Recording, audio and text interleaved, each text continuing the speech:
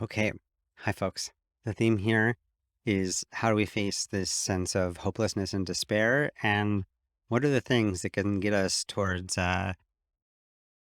reality based optimism or some sort of balance of pessimism and optimism? I want to talk a little bit about the meta crisis. This is a concept that's been really pervaded by a guy named Daniel Schmachtenberger. He's one of my favorite thinkers these days. He's also the one, I think, who coined the term Omni-Win. We're still trying to get proof of that. The meta crisis, as he frames it, is basically like a three-part crisis. We have rivalrous dynamics. We're all competing to win and beat out other people.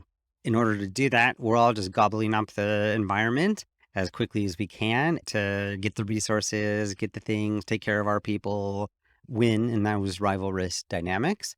And we have exponential technology, which means we're getting better and better and better at gobbling up this world and its ecosystem.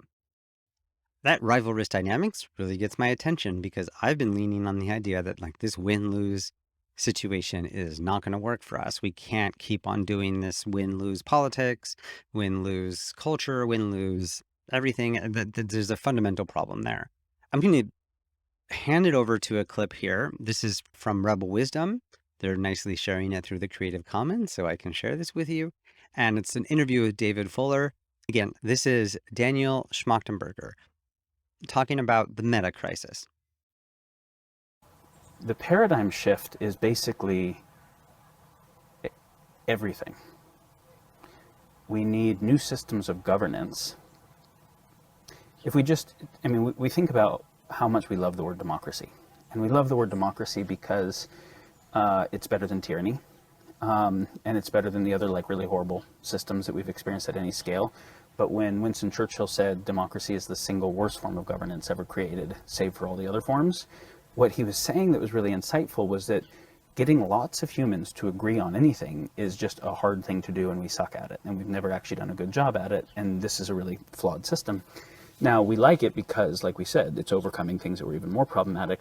But if you think about democracy for a moment, and whether we're talking representative democracy or liquid democracy using a voting currency or binary vote, fundamentally you have a process of saying, okay, we can't get everybody to agree beyond a very small number of people.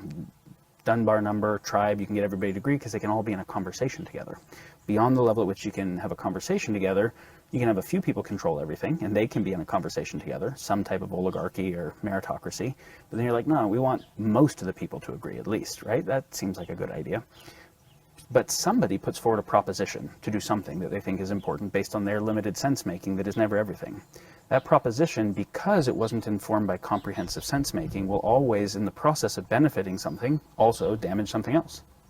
And so some people love it based on if what it's benefiting is directly relevant to them, and other people hate it based on if what it's damaging is relevant to them. You just created inexorable polarization because you made shitty propositions and then asked people to vote yes or no binary on a shitty proposition. So you notice people actually don't all get to contribute to the sense-making of what a good proposition would be. There's no kind of collective input there.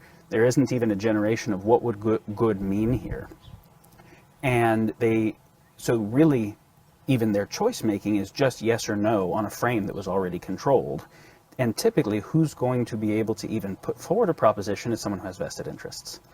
And so you're stuck with polarization in that particular system, right?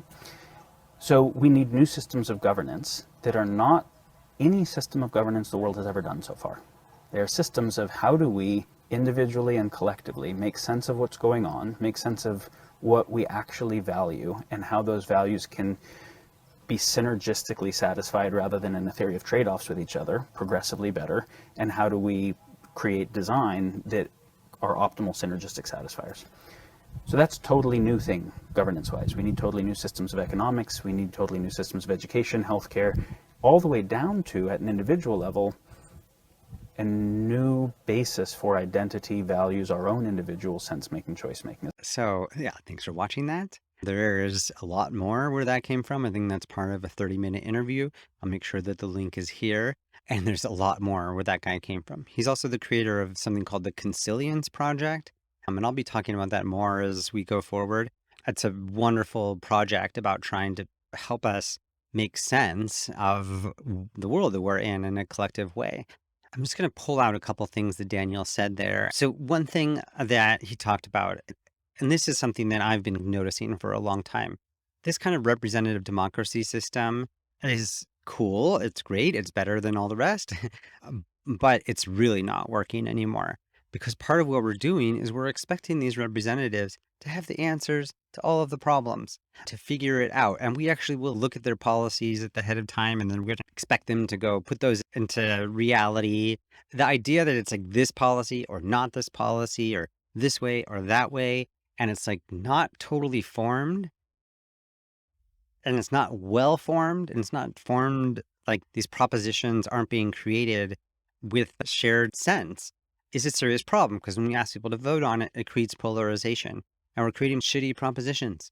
These aren't necessarily the best ideas. So how do we get towards that? One is we need collective input. There's propositions that as they're being laid out, we should have the people who are being impacted those things have voices in that. And that's one of the things that's like a core value for me and a core concept here in the Omni-Win project. Some ways of thinking about that is, first of all, what is the question we're even trying to answer? Do we agree it's an important question? Do we agree that if we identified the problem? And also, what does better look like? Can we have a shared understanding of what does good mean? Those are things that we know how to do.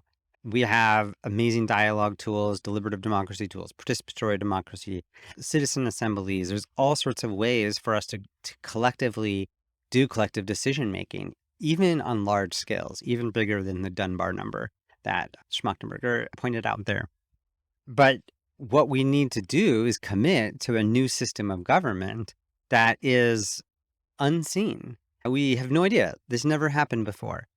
But it's not that it totally hasn't happened before.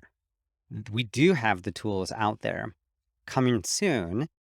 That's what this whole Omni-Win project is going to be about, is about exploring all the different tools that are out there and making sure that people know about them. Because my hypothesis is that, beyond our status quo bias, the reason why we're not clamoring for better systems for making decisions, better decisions for better processes for getting collective input, figuring out how to do things and using all the tools for dialogue and conflict resolution and conflict transformation that we have is because either people don't know that they're out there, or they might know that they're out there, but they don't really believe it's going to work.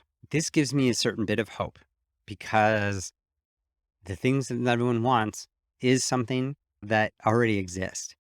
So I'm going to pick us up in the next video. I'm going to talk a little bit about how I am a optimist or an optipessimist. I really think that we can do this, and it's not going to be as hard as it seems. So stay tuned, subscribe to this channel, come over to Substack. There's written versions of all of these if you like reading things. That's omniwin.substack.com. But for now, thank you so much for listening to this, and go check out that Daniel Schmachtenberger video for more if you find it interesting. I promise you, you won't be disappointed. All right, have a good day.